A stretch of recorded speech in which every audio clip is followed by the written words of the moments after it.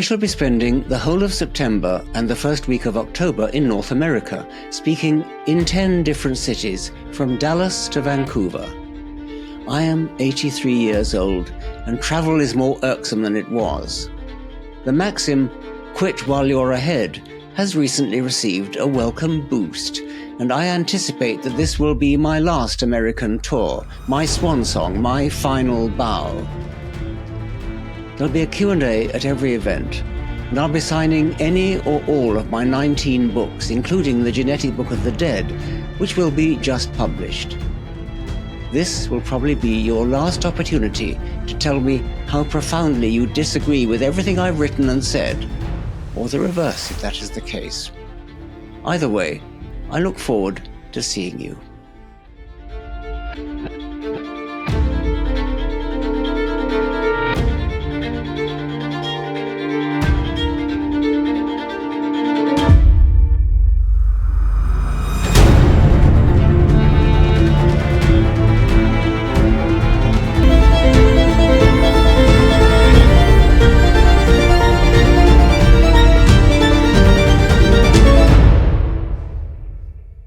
A bit about the row over the spending of NHS money on this hospital.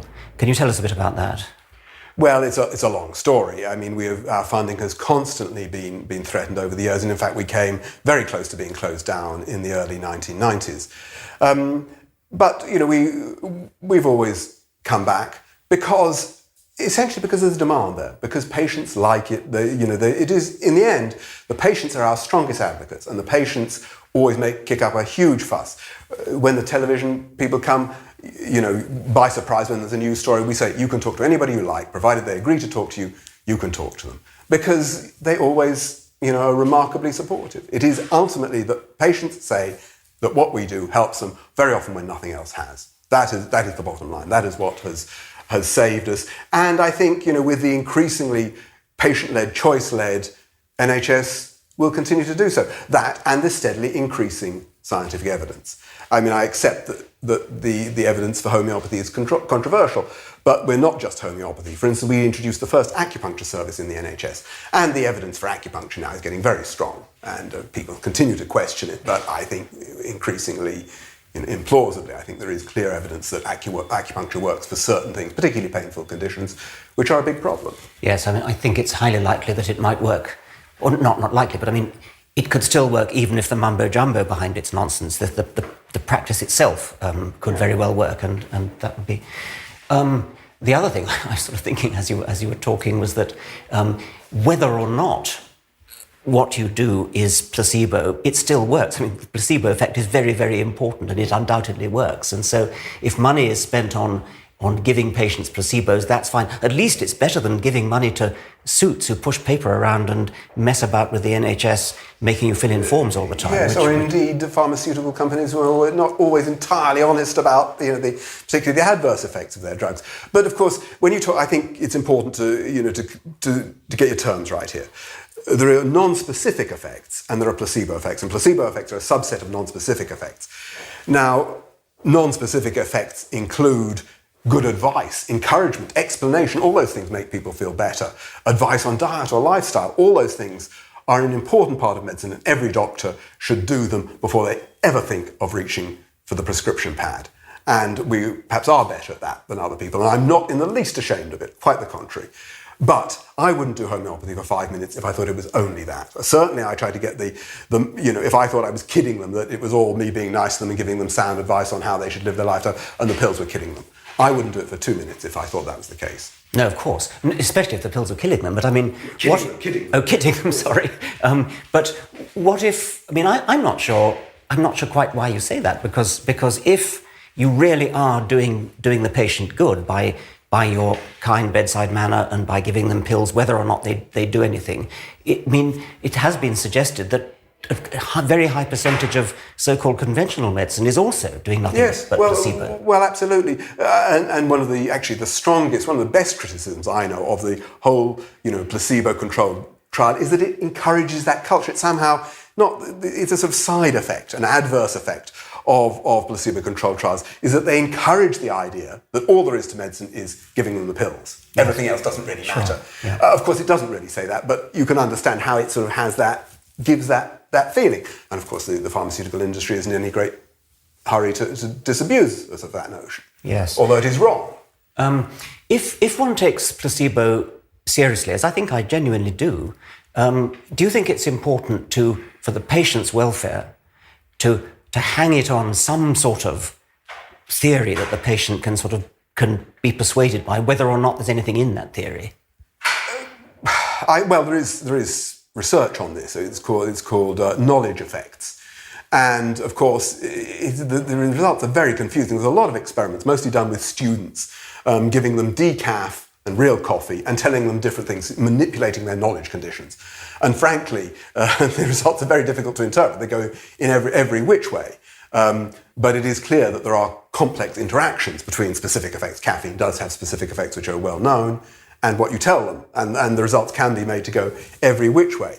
So I suppose, give them a plausible explanation does help, but there's plenty of homeopathy that is not done in that way. The biggest, Well, in that case, there's a lot of theory that is in the background. What about some therapist who claims that he's, balancing your quantum vortices or something? I mean, I see you wince quite rightly. Yes. But I mean, one could defend that by saying that the placebo effect will work more effectively if the patient is gulled by some sort yes. of... Well, yes, I agree. I mean, you get into quite a different, quite a tricky area. I mean, I think an inordinate amount of crap is talked about homeopathy.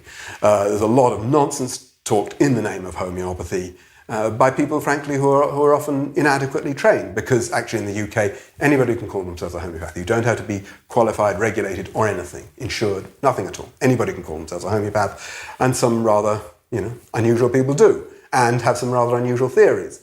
Of course, I suppose there is for me to say, well, I think that there is information contained in these, in these liquid medium. It really depends exactly where you're coming from, exactly, how plausible, how much, you might think I'm gulling the patient.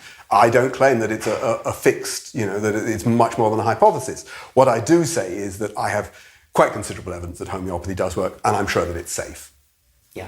And I don't give them a lot of theory about the vortices. I never go on about information unless they specifically ask me. And then I'm very tentative, and they're usually disappointed that I don't have some, really nice, elaborate theory. But in that sense, I'm an empiricist. It just works for me. And it would work for me as a patient. I mean, you wouldn't need to persuade me about the memory of the molecules. You could persuade me by the experimental trials. If they really are valid, I would say, well, I don't know how it works, but at least it's possible that it might work, and so give me the pills. I mean, I could well imagine saying Well, that. I think we are in that situation. I'm not claiming to you that the evidence is absolutely conclusive, but I'm saying there is more scientific endeavour in this area than you're probably aware of, and some of it is credible. Let me switch to a different subject, which is the individual-based treatment, where you treat the patient rather than the disease, or at least substantially. I suppose one might foresee that will come in conventional medicine as well, not least with genetic medicine, where you take account of the individual genetic profile of a patient. Do you foresee a time when all medicine will be individual-based in that sort of way? I don't think all. No, I think there's preventive medicine is always going to be, done on a mass scale. And I mean, the history of individualized medicine is, of course, very interesting, because actually it's probably at its lowest ebb ever in the entire history of medicine right now. It may, as you say, with increasing use of genetic medicine, it may come back. But if you look at Hippocratic medicine, classical medicine, or medicine a century ago, the idea of doctors knew what, conventional doctors knew what you meant when you talk about a patient's constitution. Most doctors these days, you say, this patient, has a particular constitutional type, will look at you completely blankly. At least most British and American doctors, the French, have do slightly more still on that line. So historically, it's at a low ebb. It may come back. I think it's an important concept, an interesting concept that, let's say, exists in the medicine of all cultures at all times, more than it does actually in modern, conventional Anglo-Saxon medicine. Right. So the idea may well come back, yes, in a new guise. Yeah. when a patient comes to see you for the first time, how do you decide what dose to give them? Do you have a long case history? Do you talk to them a lot? Well, we have a relatively long case history, but I also examine my patients. So we take 45 minutes for a new patient, which is relatively long by NHS standards, but not over the top. So first of all, I want to know what is the problem, and indeed not the name of the disease, but what does that actually mean? What are the details as far as you're concerned? And then, other things, the so-called collaterals? No, anyway, the associated things, the things that are apparently unassociated but coexist in the same patient. Let's say this patient comes to you with rheumatoid arthritis, but also has migraine, no known association. Or perhaps even more interesting, used to have migraine, but it went away funnily enough, seemed to go away when their rheumatoid came. Very interesting from the homeopathic point of view. And so, syndrome shifts, the concept of syndrome shifts does exist just about in conventional medicine, but it's very important to us, in particular shifts. And we saw it with this lady. She's got a shift between her skin's got better and her joints have got worse. And there's no clear connection, no obvious connection between those, no recognised, if it was asthma and eczema, then there is a recognised connection, but between her skin eruption and her rheumatoid arthritis, there is no known or expected connection. So that is particularly interesting. And then, what kind of patient is this? What is their and not their psychological traits. What, is this sort of person who is, argumentative and assertive or not? Is this somebody who's obsessionally tidy or messy? And physical things. Is this somebody, you don't need me to tell you that some people feel the cold more than others. This is something that is, and many patients I'm sure tell their doctors that. The doctor, for the average conventional doctor, they will say, they feel the cold. Well, they might be hypothyroid. If they're not hypothyroid, it's of no interest, it means nothing. For me, a patient who feels the cold greatly is of great interest, excessively, always, and very often it's, I say not what they do, but how they say it. So this is the patient who walks in August in a cardi. That is an interest. Yeah. Okay, well, that's taking care of the individual characteristics of the patient, but also there's the disease itself and the like cures like principle. As it happens, since you're an arthritis specialist, then there's not the great range of things that you might have to cure, but at some point the actual homeopathy principle comes in of homeo. I mean the actual absolutely, yes. Absolutely. But it can be similarity in susceptibility. That's the point. That we do these experiments where you get what they're called provings or homeopathic pathogenetic trials. Incidentally, one of the earliest systematic uses of clinical trials in the whole of medicine. First randomized, placebo-controlled, maybe not have been randomized, but it was certainly placebo-controlled. Homeopathic proving was done in 1835. Makes it very, very early. Perhaps not the first, but very early. A pioneering method, actually. And actually what you find is that many of the patients don't do anything if you give them, many of the volunteers rather, don't do anything if you give them in dilution. But a small number do. Now, what is special about those people? Why are they sensitive? Why are they idiosyncratic? So it's not just what it causes, but the kind of person in whom it causes it, if you see what I mean. Mm. So that's the constitutional aspect. When we were in the pharmacy, downstairs in the pharmacy, mm-hmm. I asked about the possible analogy with immunization, with vaccination, because that also is a kind of like cures like. I mean, we can dose. And could you sort of say again what your feeling is about that? Yes. Well, it's an interesting historical coincidence that homeopathy was first proposed in the same year as Jenner first did vaccination, which was 1796. And historically, the homeopaths, the founder of homeopathy, Samuel Hahnemann, was strongly in favour of vaccination, unquestionably. Many homeopaths subsequently have attacked vaccination. That is something that I personally in this hospital has never done. Vaccination, immunisation, to be strictly accurate, has saved the lives of millions and millions of children. And in my view, these are foolish attacks which are very damaging to homeopathy. Well, we're about integrated medicine, which means bringing it all together, the best package. And perhaps the best example is our complementary cancer clinic, which is a big clinic and gets most of its referrals not from GPs or patient-initiated, but from the oncologists, the cancer specialists. The majority of the referrals to that clinic come from cancer specialists. And these are people mostly who are on cancer treatment. So they're on treatment and they are looking often, and we are not claiming to cure cancer. Again, most emphatically, we do not claim to cure cancer. But we can mitigate Sometimes the adverse effects of the treatment, sometimes the effects of the disease itself, a whole range of things around cancer we can do. And as I say, the convention of cancer specialists seem to find that useful. When you take, say, rheumatology, the fact is that most of the patients come to me. We have a little saying in homeopathy, teeth, an acronym, teeth, which has nothing to do with dentistry. Tried everything else, try homeopathy. So a lot of them come to me as a last resort. They've tried other drugs and they're not getting adequate control, or they've had intolerable side effects, or they want to get off them. So very often they're stable. They've been through the gamut. They know, they've gone as far as they can. And, you can reasonably, I suppose not in a rigorous scientific sense, but once they're stable, you can, reasonably and empirically assume that further changes might be due to your treatment. So, and actually we know that many of the patients who come to us, one of the main reasons they come to us is they want to get off their conventional drugs. They don't like the adverse effects. This is particularly true, say, for children with eczema. We have a big business in children with eczema whose parents don't like sticking steroids on their cream, very understandably. And we know that at least half of them get off their steroid creams. So, there's a variety of ways of doing that. But of course, the idea of integration does to some extent blur that, because you are explicitly trying to bring everything together with the idea of getting the best outcome for the patient. I think if I was a cancer specialist, I could well imagine sending patients to you, because I do believe in the placebo effect, and I do feel that when, as you say, teeth, when everything else has failed, what you're really about is the well-being, because the patient needs some kind of feeling that this is going to do it. So it's no good just the doctor saying, well, what you need is a placebo. Here is one. You have to say, but they could go to Dr. Fisher, who will give you a homeopathic remedy, because obviously it isn't going to work if you say it's a placebo. Well, I don't discuss whether it's a placebo or not with my patients. I'm usually very cagey about, with a bit of luck this will help. I don't give a lot of psychological It wouldn't work if it reinforcement. didn't, but I mean, what I'm saying is I believe it works, but I believe it works because it's a placebo. Well, I know you believe that, but part of the problem is you haven't studied the evidence. No, I'm going to go away and do that, and we'll set that on one side. But even apart from that, even if it does really work, I bet you there's a very, very substantial portion of it which is placebo. Not placebo. I won't. Non-specific. Non-specific. Which includes placebo. But we were looking downstairs.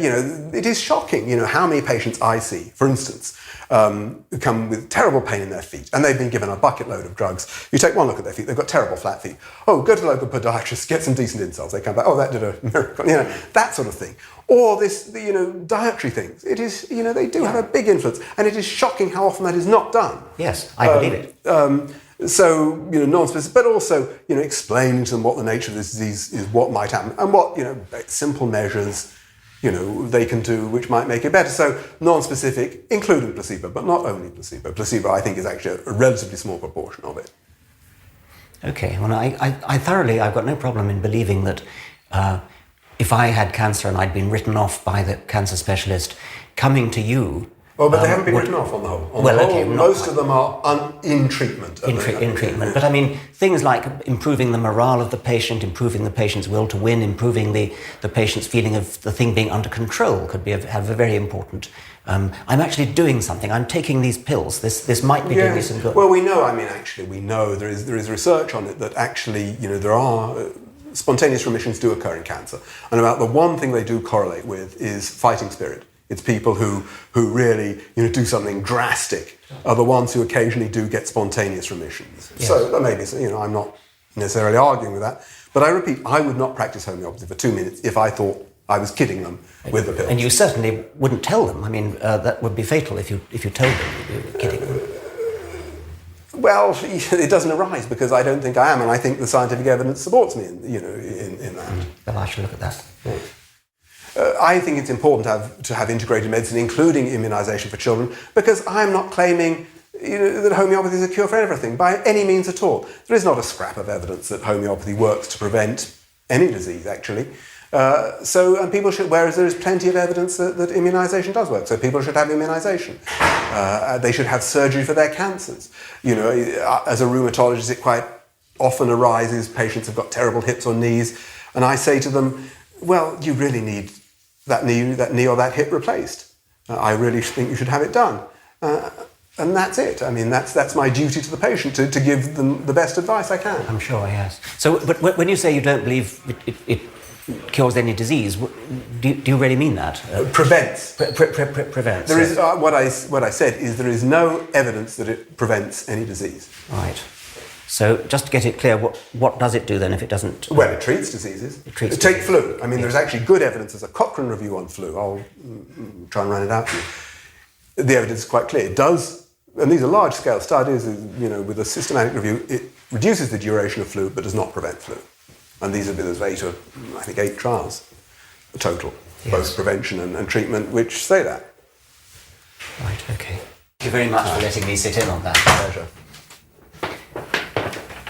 And if I may say so, I was very impressed. I mean, what we clearly have here is a kind doctor who cares for his patients. A competent one too, I hope.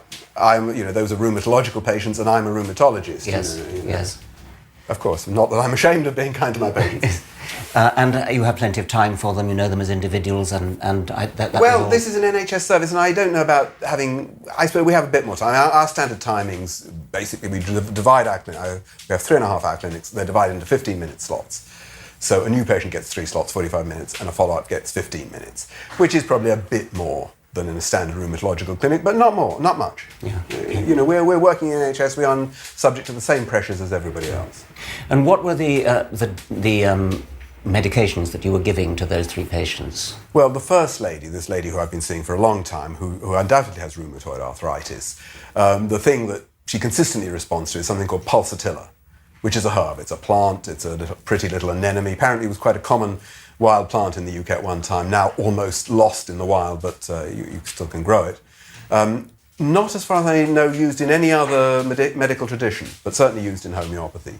And what sort of dilution what was she having? She was having a 200C, which is undoubtedly an ultramolecular dilution. It's way beyond Avogadro's number, no question about it. Okay. Then the second lady... Which means there were no molecules... There were no molecules, yes. Yeah, absolutely. The second lady, again, was having something perhaps even strange. It's common salt, natrium muriaticum, sodium chloride, again in an ultramolecular dilution. She's fairly new. I mean, that was only the 3rd consultation with her. But she does illustrate this pattern that we do see and certainly consider a good prognostic sign of having an aggravation. In other words, she was quite clear, the day after she took it, she felt a bit strange. In fact, she had it was mostly an emotional thing with her. But she was quite clear that every day, quite consistently, after she took it, she felt a bit strange the next day. And it died away, which is the pattern, makes me think it was a real aggravation. It was a real reaction relating to the medicine and a favourable sign, actually. The ideal thing is to get a slight aggravation, but not a big one, obviously. I mean, obviously, since it's common salt, I mean, she's obviously taking in a hell of a lot of common salt anyway. Yes, oh, sure. How does the one... Well, the truth is nobody knows. I don't know, nor does anybody else. Yeah. The question is, do you think that because we don't know and because it seems implausible, it can't work? And that may be where you and I differ.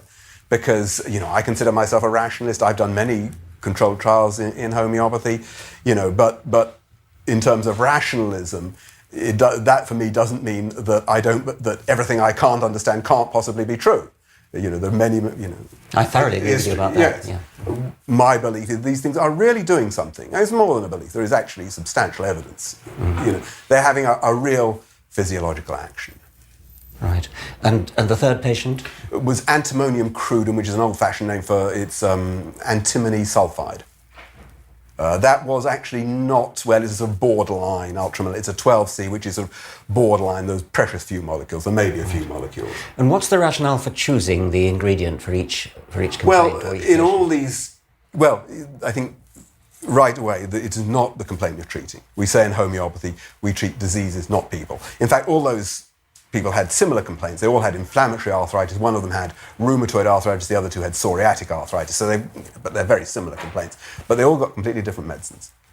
So this is the idea of not treating disease, but treating people. Yeah. Which, I mean, if you want to go into it, has a very interesting intellectual history and is actually close to dead in modern Anglo-Saxon medicine.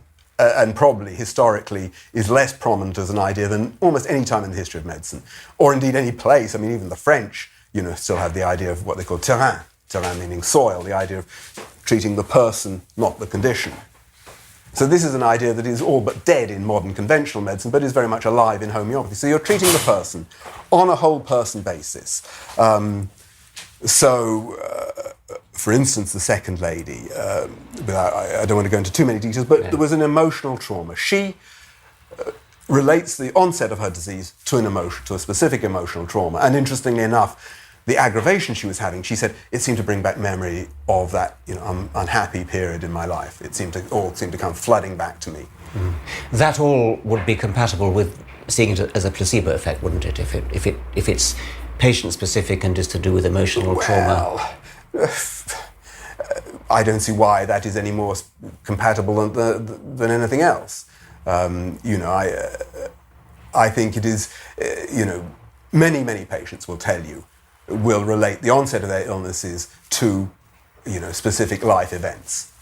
And who are we to disbelieve them? We know, that these specific life events can have influences on immunological function, and these are indeed immunological conditions. Yes, So I suppose it's compatible, but it's equally compatible with a lot of other explanations. Yes. Well, let's say psychosomatic. Psychosomatic, I have no problem at all. Yes. I think one of the things about homeopathy, one of the beauties for me, is that it is explicitly psychosomatic. Yeah. Of course, the first thing is, what is the problem? What exactly are you complaining of? And then, let's have the details. What makes it worse? What makes it better? What seemed to bring it on? Et cetera, et cetera, et cetera. But then, what kind of patient is it that's got this disease, and how are they coping or failing to cope with it? Yeah. So I have no shame about being psychosomatic. So this is our main clinical area. Not terribly exciting. A lot of rooms like the one we were just in, some of which have specific functions. I think this room, we have a podiatry service. This is just set up, for podiatry, but nice big room because he spends a lot of time on his couch. I see Prince Charles over there. Yep. Oh yes, great friend of ours.